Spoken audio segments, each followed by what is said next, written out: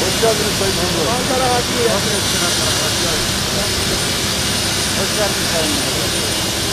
Şimdi Erkin'i yüksekte ziyaret ediyoruz.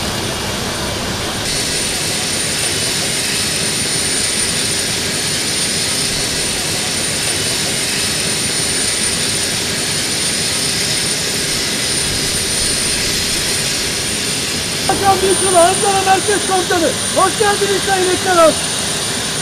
Sağ ol.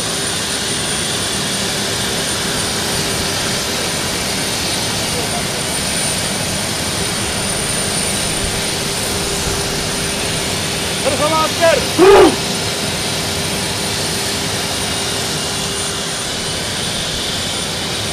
Hürmetli Prezident, canım. Sağ ol.